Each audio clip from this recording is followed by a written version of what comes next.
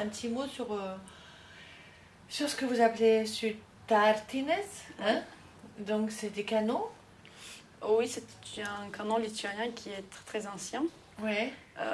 Qui était chanté, qui encore est chanté juste par des femmes. Oui. Et canon qui est en général très calme, très doux.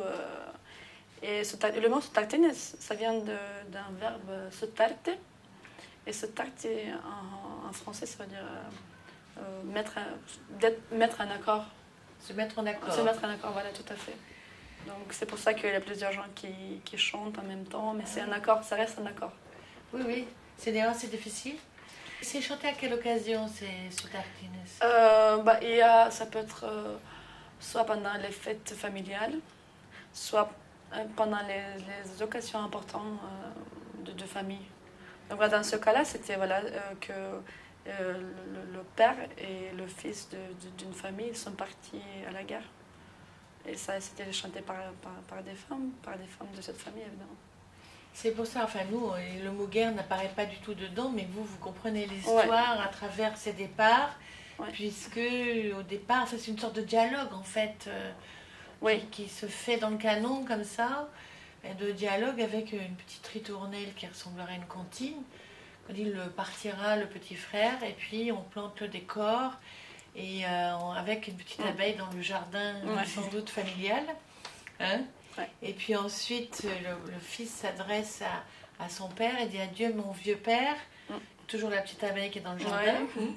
Qui d'ailleurs fait ce petit mouvement qui est celui du canon, cette espèce de cercle.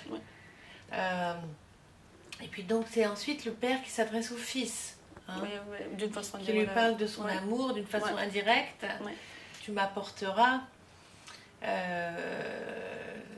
Qu'est-ce que je t'apporterai, répond l'autre. Une fleur pour la tresse. Là, c'est intéressant parce que vous disiez que quand les hommes revenaient de situations, en particulier de la guerre, mais de situations particulières, ils étaient accueillis. Oui, tout à fait, en mettant une fleur ou une couronne. Une couronne de fleurs dans leurs cheveux. Oui, tout à fait. Voilà. Et donc, c'est ce que raconte cette histoire. Donc, c'est une histoire assez triste, finalement. Après, on ne sait pas la fin. C'est juste qu'ils sont partis. Ils sont partis. Voilà, ils sont partis. J'ai vu un documentaire, j'ai vu plusieurs d'ailleurs petits documentaires sur des réalisations de Sutartine sur donc Internet. Et je voyais des femmes qui tournaient autour d'une sorte de poteau. C'est-à-dire qu'elles faisaient avec leur mouvement chorégraphique à peu près la même forme que celle du canon, c'est-à-dire un cercle autour de ce poteau.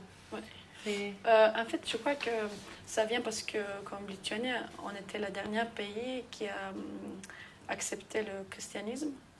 Et je crois que vraiment les traditions, je sais pas comment, quand les gens croient à la nature. À la chamanique, oui. Voilà, donc ça existait vraiment, même jusqu'à maintenant, il y a des fêtes qui ne sont pas chrétiennes forcément. Donc ça, c'était comme un rituel spirituel. De relation entre l'homme et la nature. Voilà, tout à fait. Oui, c'est ce qui semblait, parce que j'avais vu aussi que ce tartine se chantait aussi à l'occasion du printemps ou des fêtes qui célèbrent certaines saisons, etc. Oui, c'est pour ça que ça ressemble à une musique de fées, de elfes. Parce que ce sont des chants, des gens de la forêt et du chamanisme. Un petit peu. C'est ça. Et où est-ce que c'est situé, la Lituanie, pour les gens qui ne connaîtraient pas? Ça c'est une question. En fait, Lituanie, c'est un pays balte, qui forcément à côté de la mer Baltique, et qui a deux grands voisins, c'est la Russie et la Pologne. Donc la Russie et la Pologne, la mer Baltique qui est tout au nord, c'est nos frères, c'est ce qu'on dit, nos frères lettons. Oui. Donc voilà, on est là.